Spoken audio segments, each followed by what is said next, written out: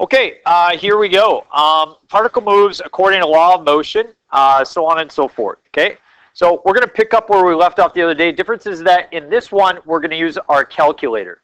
So the other day you did problems numbers 1 through 4, and today we're going to look at problems, they're going to lead you to do 5 and 6. So, and you can use your calculator for that, okay? You can use your calculator for that. No, using your calculator is not necessarily easier. Okay, at least you're honest. So this one right here, it says the particle has position of 4t minus 10 over t squared plus 3, okay? All right, that gives us our position at any time. I'm not going to graph that, but I am going to graph the velocity function here in a little bit, v of t, okay? It says find the velocity at time t. Does anybody remember how velocity compares to the position function? It is the derivative. So what I want to do is I want to take the derivative of that. What do you have to do in order to take the derivative of that? Quotient rule. The quotient rule says the derivative of the top, which is 4 times t squared plus 3. Minus the derivative of the bottom, 2t times the top, 4t minus 10. And that all sits over t squared plus 3, that quantity squared. So I just used the quotient rule. Is that why we typically use our calculator for those problems? Yep. Is everybody okay with that? Yeah. All right, so I'm going to combine some like terms here. I get 4t squared plus 12. Then what? Minus 8t squared. Good. Plus 20t. Good. And that would be all over t squared plus 3, that quantity squared. Everybody good with that? Yeah. Okay. So let's look at the top. It says find the velocity at time t. V of t is then equal to, I'm going to combine some like terms, and I get a negative 4t squared. And I get a plus 20t. And I get a plus 12. All over t squared plus 3, that quantity squared. So v of t is basically the exact derivative. It is the derivative. Okay. So we already knew how to find velocities. Yep. Yep. Okay. Any questions so far? Okay, then please take out your calculator.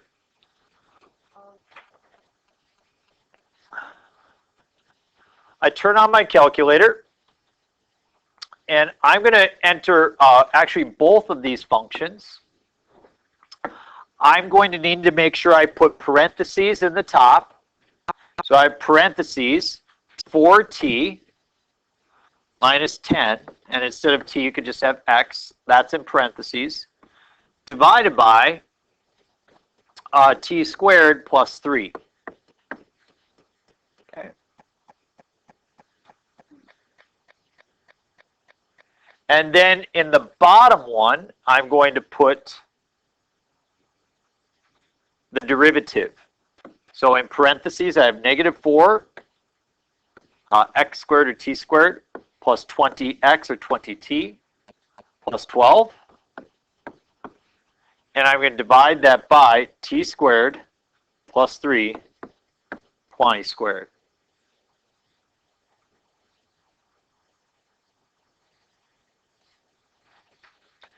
So we're going to use our graphic calculator to make this problem a little bit easier for us. It says, what is the velocity after 3 seconds? What would I do? Right, so we want to know v of 3. And so I can use my table for that. If I go to my table, notice all these different values that I have here. I'm going to delete them.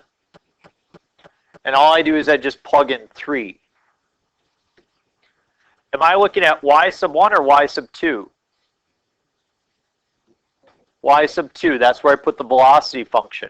So V of 3 is equal to 0.25, and we'll say feet per second. Okay. So taking B of, oh yeah, okay, that makes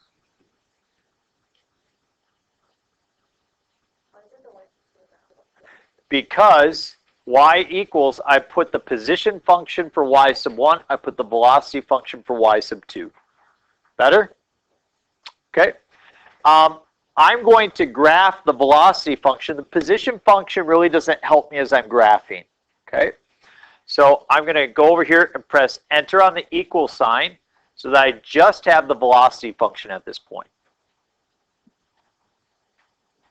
Everybody okay with that? And then I'm going to zoom 6. I'm going to zoom standard, and I'm going to see what I get. So everybody agree it's kind of hard to see exactly what's happening with the graph. So let's adjust our window so that we see it better. I'm going to bring the x back to -1.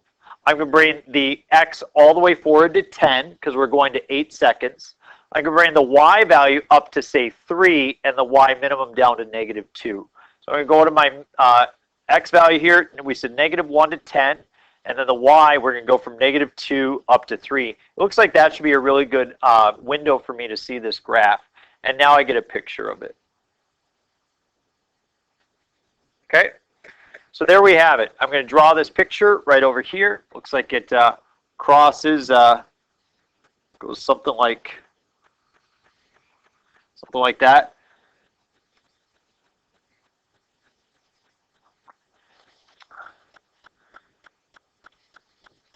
So it says, when is the particle at rest? Do you remember when we said the particle is at rest? When the velocity is equal to?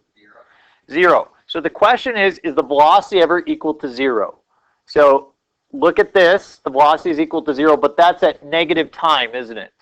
We're not concerned about negative time. We're just concerned about positive time. I'm wondering, does it possibly cross the x-axis? Really tough to see, isn't it? I could change my window and try to look even closer. My y minimum to say -1, my y max to say +1. Let's see if I can see it cross the x-axis now. Does it cross the x-axis? Yeah. It does. So see how it's tough to see? You might have to modify your window. So it does cross the x-axis. So how do I find that spot? Do you remember what you do on your calculator? So I can calculate. Yeah, you're trying to find the 0. So we're doing number 2. You're trying to find the 0. So as you go over to the spot where it crosses the x-axis, okay, say we're right there, it says, what's the left bound? So you can move to the left until you know you're above the x-axis. Press enter. And then you can move to the right until you know you're below the x-axis. And it looks like there I know I'm definitely below. I can press enter. Enter on guess. And I get 5.541. We're going to go to 3 decimal places. So this spot right there is 5.541. So there's 2 spots where it looks like this velocity function crosses the x-axis. The first red dot, and then the second one is the green dot. Okay. Now, the red dot we're not concerned about because that's negative time. We're not referencing negative time here. So we will say that the particle is at rest. V of t is equal to 0 at time equals 5.541 seconds.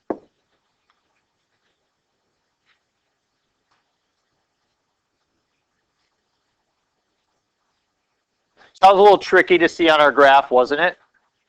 We figured it out. So I have that in there to help us kind of remember some of our graphing calculator functions. When do we say the particle is moving in the positive direction? When V of t is greater than 0. So wherever this is above the x-axis, when is it above the x-axis? From when to when? 0 to 5.541. Yeah, that's when it's moving to the right.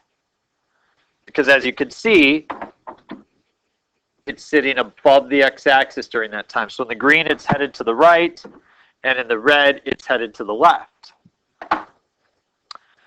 Okay, we go to our last two here, and I'm going to do F first. I'm going to draw and diagram the particle. I must consider the beginning time. I must consider the time where it changes direction. And I must consider the end time. So I have the time, and then I have the position. When does it begin? It begins at 0. What time does it change? 5.541 is where it changes from the positive direction to the negative direction. And what time does it end? 8. So those are the times it happens. I want to see the location now of where it's at. Yeah. So hold on. Am I going to stand up for this? You sure can stand up. So the reason how you got 8 is because it's from this. It's only the first 8 seconds. Yep, we came up with 8 because it says the total distance during the first 8 seconds. Okay, so now I'm going to determine the position. Which function is the position function? Y sub 1 or Y sub 2? Y sub 1. So I'm going to highlight Y sub 1, and I'm going to go back over to my table.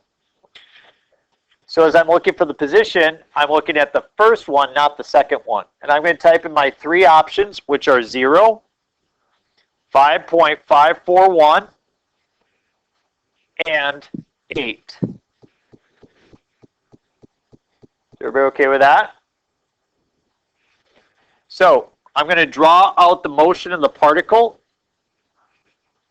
It looks like it has a location of negative 3.33. Whoop. Negative 3.333 at time is equal to 0. And then it has a location of, I always put 0 on here so people just understand where 0 is on the number line. And then it's at a location of 0.361 at time is equal to 5.541. And then it has a location of 0.328. And that's at a time equal to 8.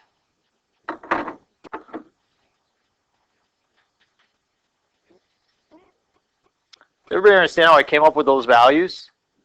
Is there a question? Okay, where do I start? Yep, I start at negative 3.33. We know when we start, we're headed to the right. Our graph tells us that we start to the right away. So I'm going to head off to the right. I go all the way to 0.361 and then back to 0.328. That's the motion of the particle during 8 seconds. And by the way, this is very close to what you would have as an FRQ for the AP exam. Pre-response question. So we've drawn the motion. Now let's figure out the total distance traveled. So as I figure out the total distance traveled, I will draw it in black right above here. So this distance is how far? That's a 3.333. I'm going to add to that this next distance from here to here, which is what? 0.361. And then I'll add to that, what is this distance right there? Whatever 0.361 minus 0.328 is, right? So sometimes you might have to do a little bit of subtraction in order to figure that out. So I'm just going to type that into my calculator. And I have 3.333 plus 0.361 plus parentheses 0.361 minus 0.328. And it gives me 3.727. And our label is in feet. The AP exam will ask for 3 decimal places. And if you say, well, that just seems like a weird number, yes, those are the type of numbers that you will often get. So you can't say, oh, that doesn't seem like a real kind of problem. No, they'll do that. Okay, very common. So with that said, if you would like to go over some questions that you have, or if you'd like to check out one of the problems together, I'd be happy to do that. But you are now ready to complete problems 5 and 6. I'm going to keep recording so that if anybody's watching the video and they want to see some of the questions that are asked, we can do that. So, does anybody have a problem that they want to go over? Would you like just some time to work for a little bit? Okay, then I'm going to pause. Okay, for anybody watching, the question came up about the extra credit problem on the test, which I'm going to go over right now.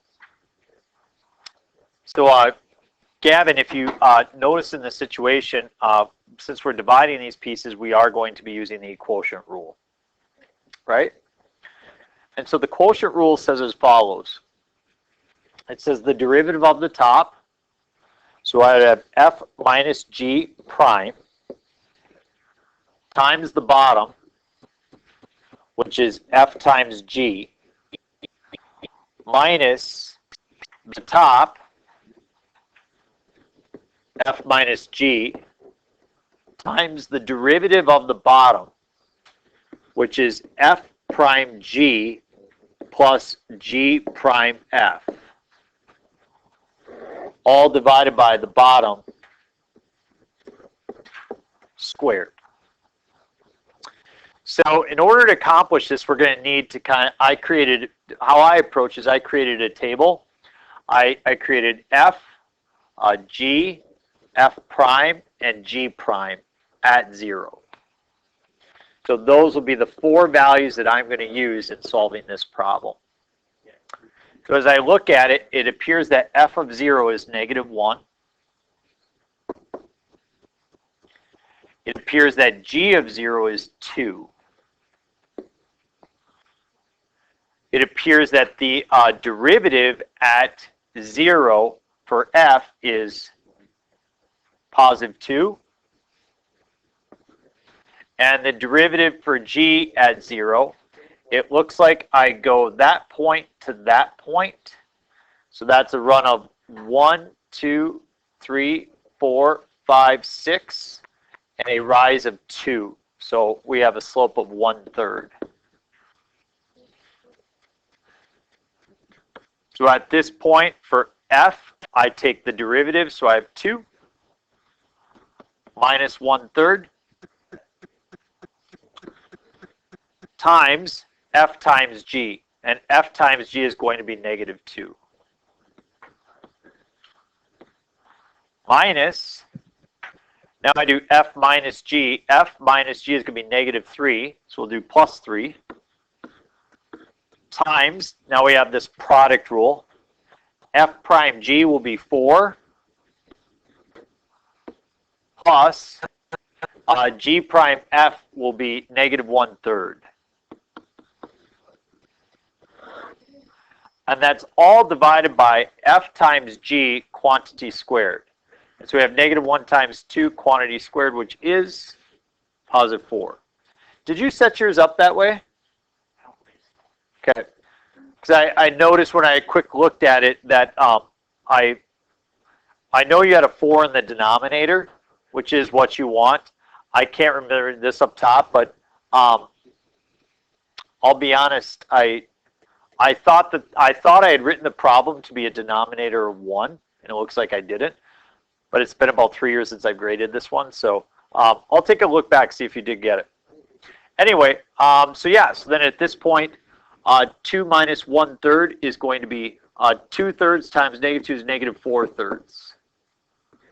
Plus 4 and -1/3 is going to make 3 2/3, which is 11/3, times 2, which is 22/3, divided by 4. So I have positive 18/3 over 4, which is 18 over 12, otherwise known as 3/2, I believe. I think that should be 3/2. Did I do that right? It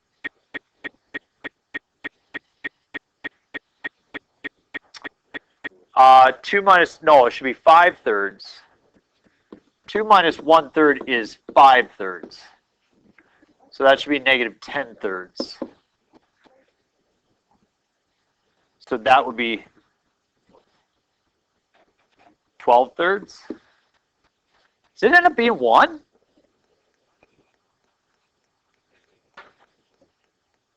Almost looks that way, doesn't it? I don't think that's the right answer, though. Am I doing my arithmetic incorrectly? 2 minus a third is 5/3, right? Times negative 2 is negative 10/3. Plus, so this would be 12/3. Oh, 12/3 and negative 1/3, that makes 11/3, so 33/3. My bad. So 23/3, excuse me, over 4 is 23/12. Yep, that's the answer. 23/12. That's the answer. 23/12. 23/12. So, but setting this part up, that's the, so, hi. Which one are you doing? Unbelievably lost. But we got to see. We can't. So you. What is C? C is When is the particle at rest? Well, what's your derivative? No, so you have.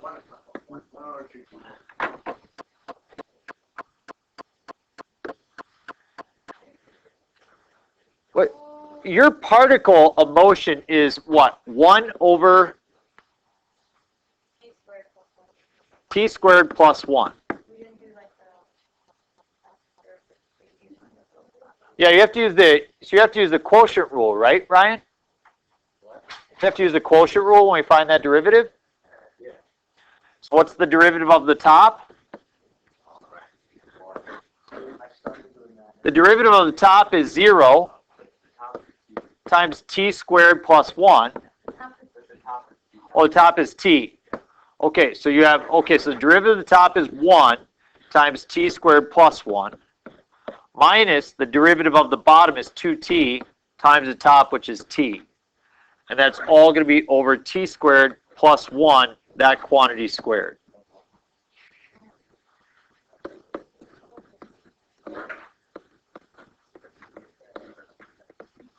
So your derivative should be 1 minus t squared over t squared plus 1 quantity squared. Yep. I just did the quotient rule. 2t times t. So that 2t is the derivative of the bottom, and then times t is on the top.